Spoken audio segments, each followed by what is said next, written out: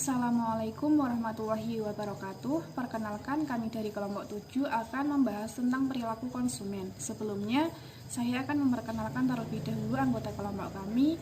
Ada Cindy Arvia, NIM 4118141, Una Latif, NIM 4118144, Nahda Taqiyatul Zahra, NIM 4118149. Langsung saja dengan materi yang pertama tentang model perilaku pembeli. Istilah konsumen sering diartikan sebagai dua jenis konsumen, yaitu konsumen individu dan konsumen organisasi. Perilaku konsumen dipengaruhi oleh pengaruh eksternal dan internal. Pengaruh eksternal terdiri dari usaha pemasaran, yaitu promosi, harga, dan distribusi, serta lingkungan sosial budaya yang terdiri dari keluarga, sumber informasi, sumber non-komersial yang lain, kelas sosial, subbudaya, dan budaya. Pengaruh internal yaitu psikologi konsumen yang terdiri dari motivasi, persepsi, belajar, kepribadian, dan sikap. Pengertian model perilaku konsumen. Perilaku konsumen merupakan kegiatan-kegiatan individu yang secara langsung terlibat dalam mendapatkan barang dan jasa, termasuk di dalamnya proses pengambilan keputusan dalam persiapan dan penentuan kegiatan-kegiatan tersebut yang mempelajari seseorang dalam memberikan produk tertentu. Peran konsumen dalam membeli. Yang pertama, inisiator. Inisiator adalah individu yang mempunyai inisiatif pembelian barang tertentu. Kedua, influencer. Influencer adalah individu yang berpengaruh terhadap kepuasan pembeli. Yang ketiga, decider. Decider adalah yang memutuskan apakah akan membeli atau tidak, apa yang akan dibeli, bagaimana membelinya. Yang selanjutnya adalah buyer. Buyer adalah individu yang melakukan transaksi pembelian sesungguhnya. Yang selanjutnya ada user. User adalah individu yang mempergunakan produk atau jasa yang dibeli. Jenis model perilaku konsumen ada 4. Yang pertama adalah model Henry Assail. Menurut Assail, ada 3 faktor yang mempengaruhi konsumen dalam membuat keputusan pembelian, yaitu konsumen individu, lingkungan, dan penerapan strategi pemasaran. Yang kedua, model Andreasen. Model ini menjelaskan seluruh proses dari rangsangan sampai dengan hasil yang berupa perilaku. Semua itu tergantung dalam siklus pemrosesan informasi. Yang ketiga, model Kotler. Kotler menyatakan bahwa terdapat beberapa tipe perilaku pembeli berdasarkan tingkat keterlibatan pembelian dan tingkat perbedaan merek. Yang pertama yaitu perilaku pembeli yang kompleks, yang mengurangi ketidakcocokan karena kebiasaan dan yang mencari variasi. Yang keempat ada model Classroom. Perilaku konsumen yang dipengaruhi oleh konflik psikologi dan berbagai situasi. Selanjutnya yaitu pengertian hierarki kebutuhan manusia. Menurut Haryanto, hierarki kebutuhan manusia adalah mengatur kebutuhan dasar dalam 5 tingkatan prioritas.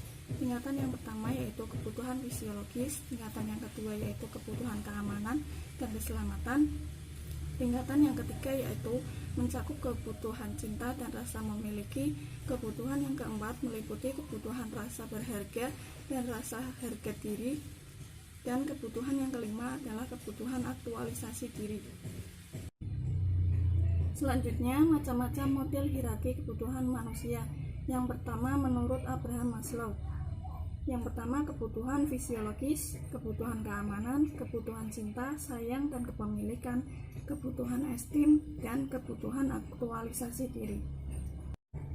Yang kedua, menurut King, manusia merupakan individu reaktifan yang dapat bereaksi terhadap situasi, orang, dan objek tertentu.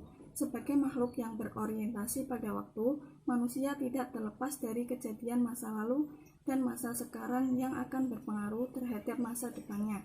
Berdasarkan hal tersebut, kebutuhan dasar manusia dibagi menjadi 3, yaitu kebutuhan akan informasi kesehatan, kebutuhan akan pencegahan penyakit, dan kebutuhan perawat ketika sakit.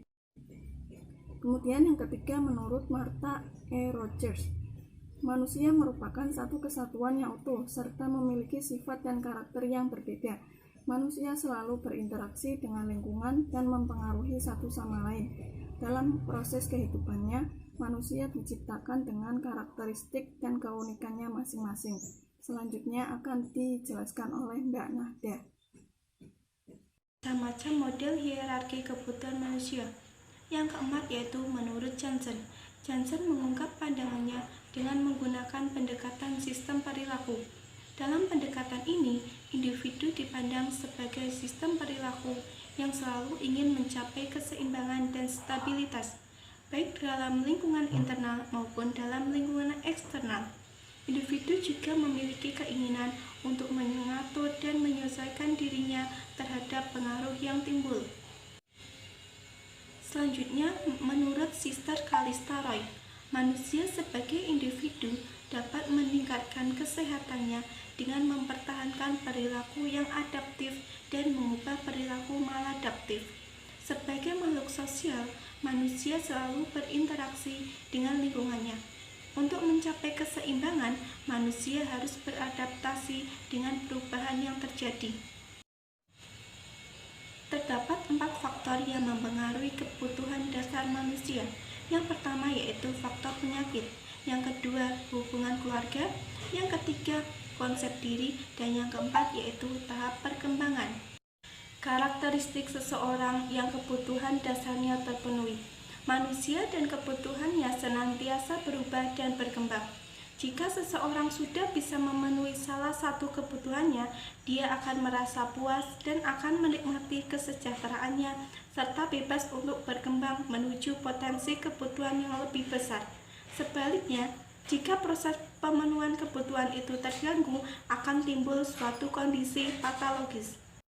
Terima kasih. Sekian pemaparan dari kelompok kami. Kurang lebihnya kami mohon maaf. Wassalamualaikum warahmatullahi wabarakatuh.